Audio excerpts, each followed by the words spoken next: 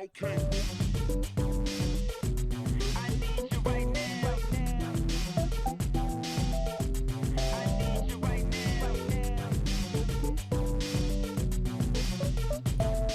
Hello, everyone. My name's Dean. Let's talk crypto. This is where you subscribe for daily Bitcoin updates and technical analysis. We track the price of Bitcoin as a proxy for the cryptocurrency markets at large. Today is July 8th, 2022, and Bitcoin, as well as the rest of the cryptocurrency markets, are matriculating upwards, making higher highs and higher lows. Yet, we have yet to experience any major pumps, okay? No major pumps yet. So today, I'm going to talk about where I think Bitcoin can end up in terms of, you know, immediate short-term targets, as well as what I'm seeing on the altcoin charts, right? If that interests you, then watch until the very end. We're on the hourly time frame. This was one of the most favorite time frames of Ralph Nelson Elliott's, as well as Bob Prechter's. Everybody knows Bob Prechter from Elliott, from the Wave Theory, right? Elliott Wave International. He's a legendary Elliottian, and yeah, it's a great time frame to see detail, but large enough where you can see trends forming intraday and sort of intra-week as well. Okay, so I'm looking at this impulsive wave that I've got labeled here as a primary 5-wave structure, and I think we're still going through that. I think yesterday we hit this. We're in wave 5 in my estimation. Okay, we're in wave 5. We hit wave 1, 2, 3, and 4 already, and so wave 5 is by definition extended because you can see wave 1 through 4 make up a broadening wedge. Okay, and that's a leading diagonal, right? You see your broadening wedge right here. And as I said, this is common at in trend changes, okay? When you're at the bottom of a move or at the top of a move and you're pivoting up and out of, or down and out, up and out, or down and out of a move, you typically see these leading diagonals, okay? They're customary. All right, so I'm just going to change the color here. And so you can see that broadening wedge, that rising broadening wedge that we broke out of. You have your triangle in wave 4, and you popped out and you got what I think is wave, let's see, that would be wave 1 of 2. Let's see, no, that was wave 4. This is wave 5 of 5 starting here. Okay, I think wave 5 of 5, wave 5 starts here, okay? Okay, so this is wave 1 of 5. This is wave 2 of 5. That's what you expect from wave 2, right? Your sharp correction down to the 618 of the previous 5-wave structure.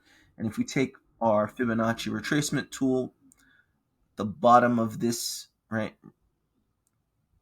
And you can see that this 5-wave, this 3-wave structure, okay? This 3-wave structure did indeed come to within the golden pocket, right, between the 0.5 and the 618 of the prevailing impulse. Okay, so this is to be expected.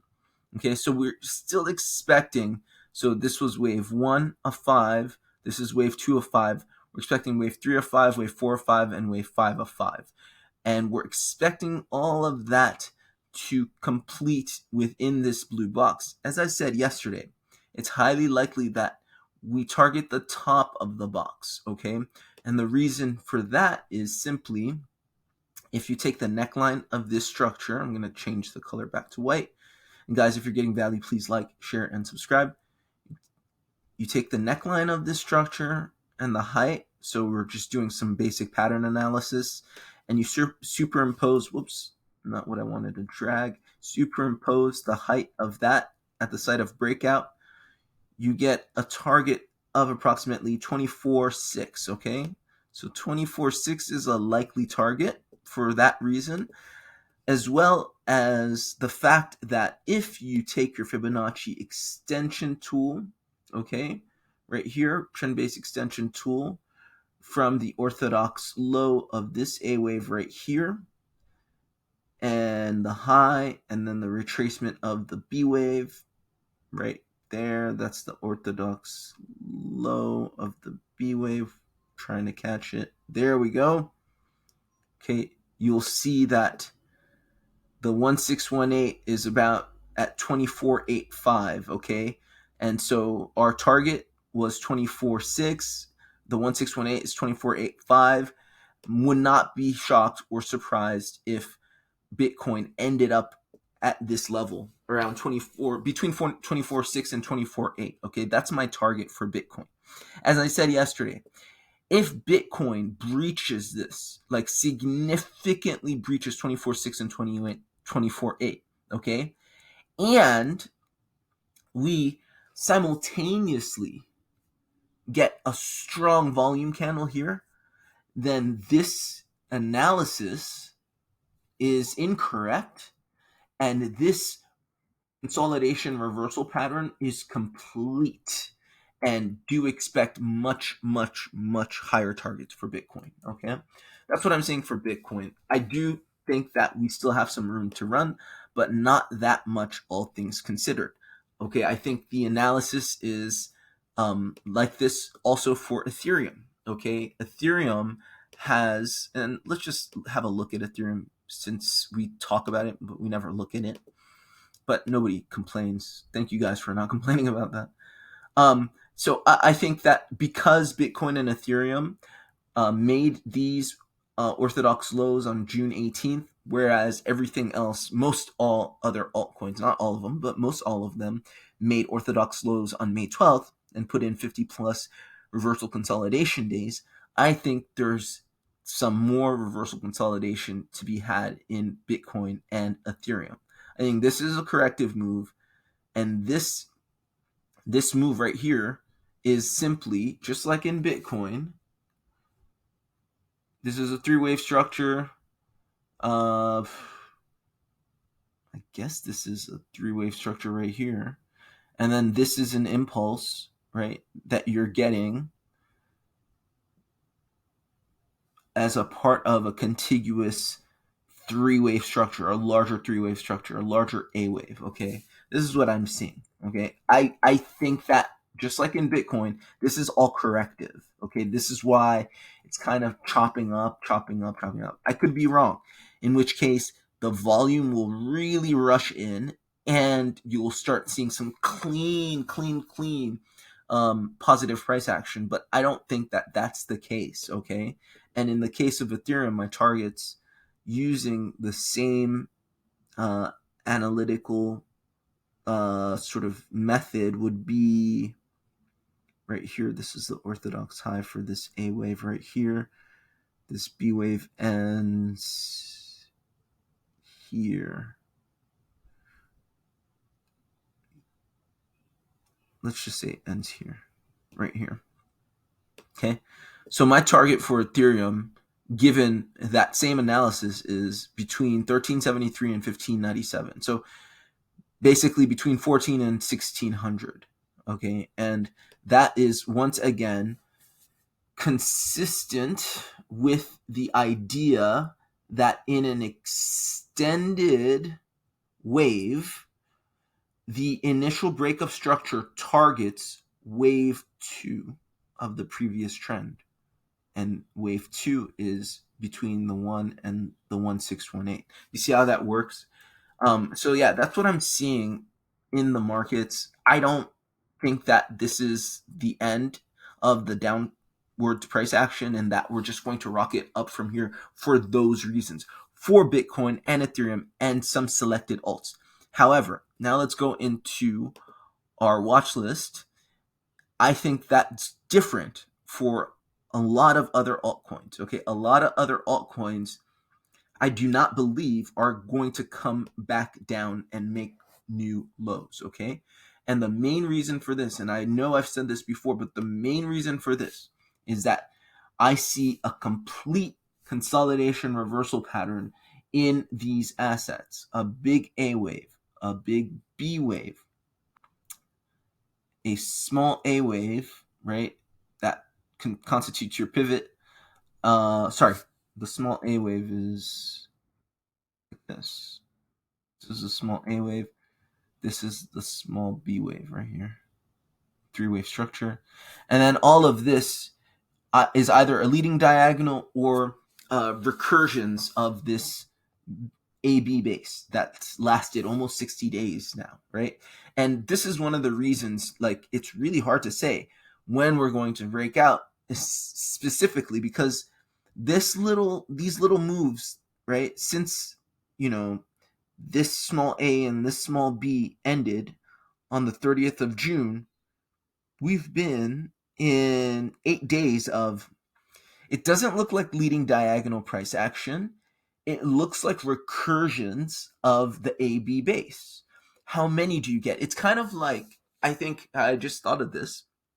It's like when somebody's preparing to make a move, like shoot a dart or swing a bat, and they're swinging the bat and, kind of testing and testing and testing and fake swinging and fake swinging, and finally they get the pitch and they hit. Or they're shooting a dart and they're moving the dart forwards and back and forwards and back, calibrating, and finally they throw it. That's this, okay? And this has lasted 8 days. So using the AB base and my consolidation reversal pattern theory, whatever you want to call it, it should have been done on the 30th of June. Okay. I don't necessarily think, I think you can make the case for what you got July 5th. I think July 5th can be seen as a leading diagonal, or, yeah, a leading diagonal, a wave one, wave two. But still, that's 5-6 days from June 30th. Okay, I'm getting in the weeds here, but that's what this channel does. It's all technical analysis. I'm not talking about CPI or anything like that. I'm just like going straight into technical analysis and getting into the weeds. If you guys enjoy that or you appreciate that, like, share, and subscribe. Same thing with Dodo here.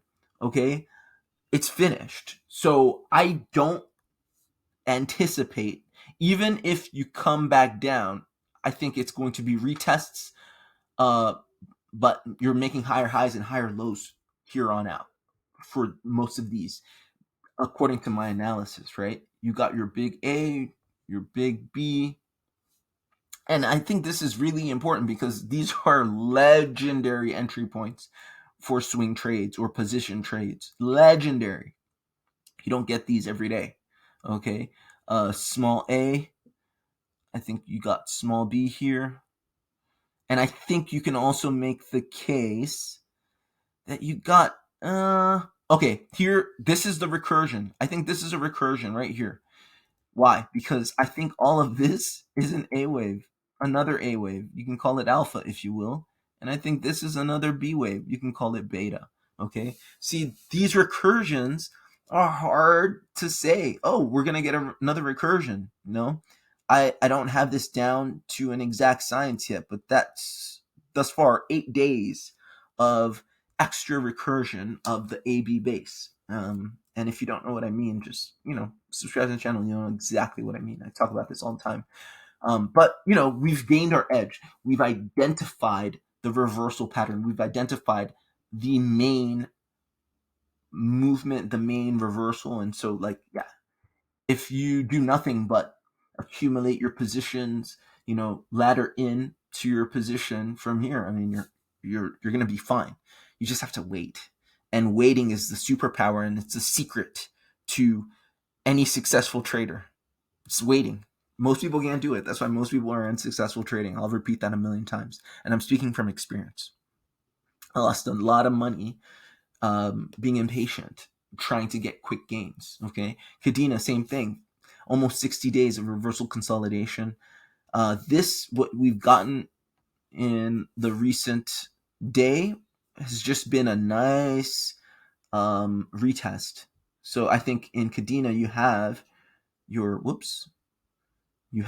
first, maybe this is not even your first wave. This looks like it's not strong enough to be a first wave. It can be a first wave, but it looks corrective, right? It looks like a zigzag because the amplitude, like the distance traveled, is not big enough to be a bona fide first wave in my estimation. I could be wrong, but looks like an A wave and a B wave down here. Okay. If I see big volume, then I'll think that we're in bona fide impulse, right? I'm looking at the volume indicator. I'm looking for big volume. And then obviously I'm looking for 5 waves. Litecoin, same thing. I still haven't gotten volume on anything. So anything and everything up until now, and I think this is confirmed right here, this is a recursion, right? Where you got a nice A wave and then you got a B wave. I think, again, you're getting a zigzag here. If you take the Fibonacci retracement tool, you come in the region of the golden mean between the 0.5 and the 618. Okay, so we haven't really broken out yet technically into impulsive price action until we get that volume candle, and I think it'll be unmistakable when we do, because you're going to see positive price action and you're not going to ask yourself if it's impulsive or not. That's actually one of the characteristics of impulsive price action. Like, you don't have to be an expert analyst to identify it. You just know, oh yeah, that's impulsive, right? Because it's moving, it's really moving.